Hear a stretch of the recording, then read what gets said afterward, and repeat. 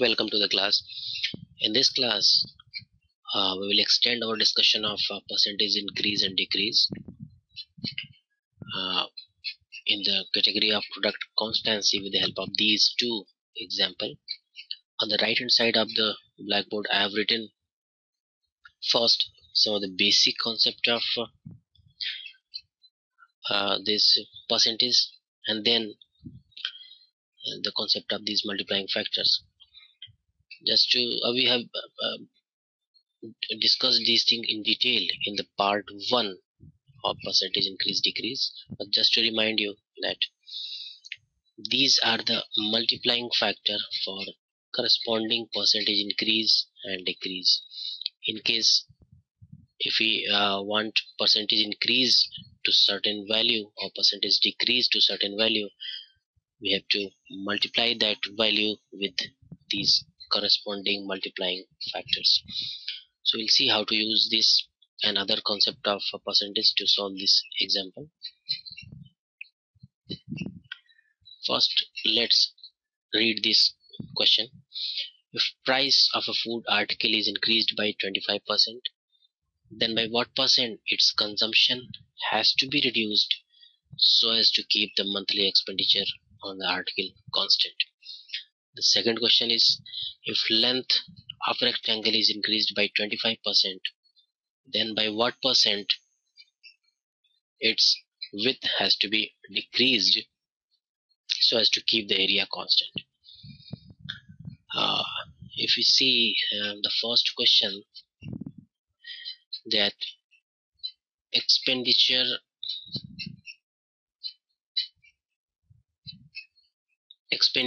on the article is equal to price into consumption.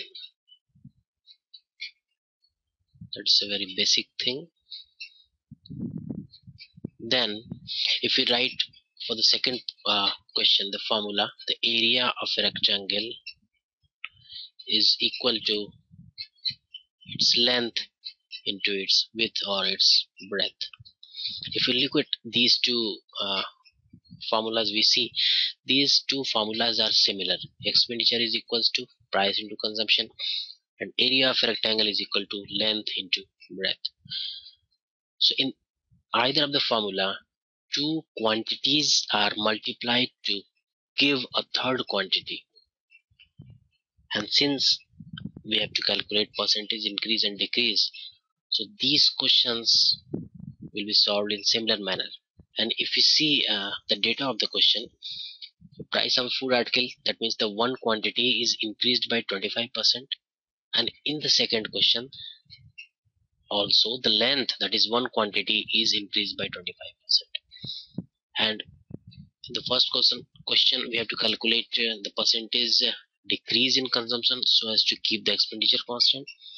In the second question also we have to calculate the percentage decrease in breadth or width so as to keep the area constant. So these two questions are same, it will be solved in similar fashion. We have discussed the unitary method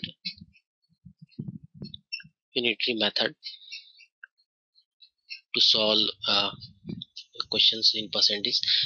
In unitary method, what we do, we initially assume both the quantity as 1.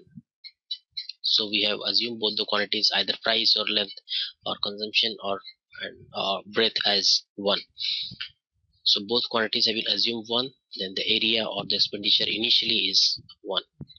Now there is 25% increase in the one quantity, that is price or length.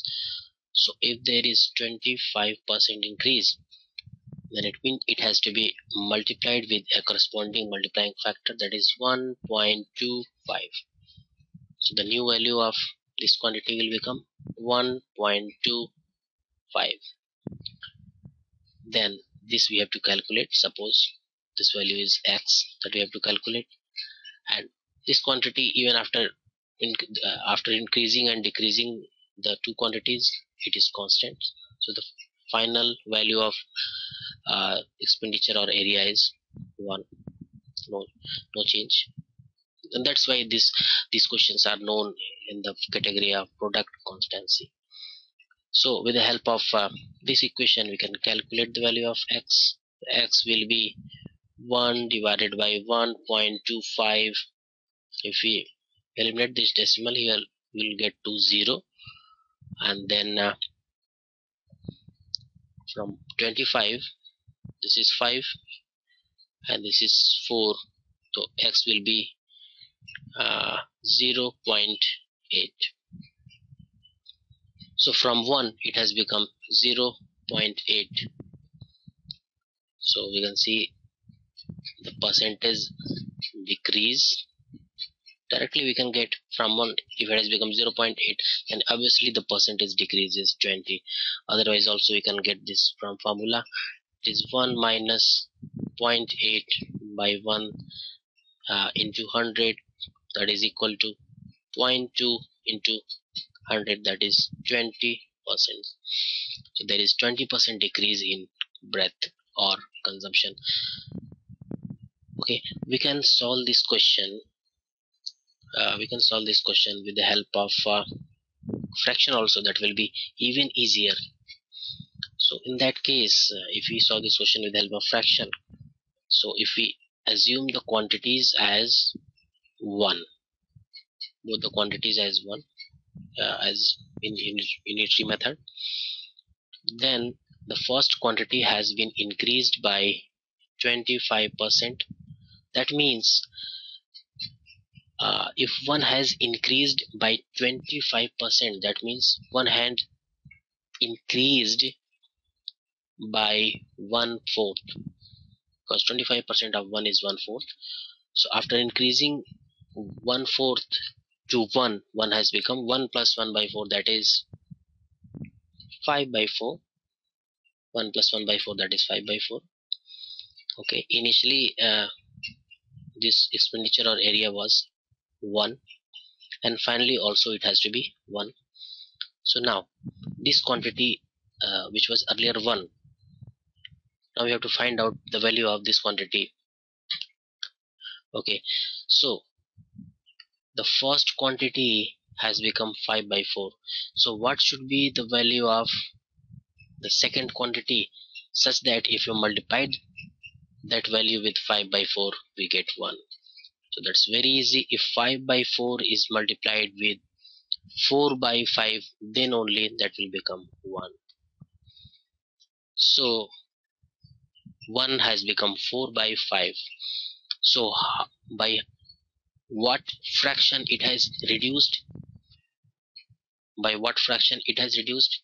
It has reduced by 1 by 5, because 1 minus 1 by 5 is 4 by 5. So it has reduced by 1 by 5. Now 1 by 5 is equivalent to what percent? If you remember the table we have discussed earlier in the earlier classes, 1 by 5 is equal to 20%. So in this way also we get the answer as 20%.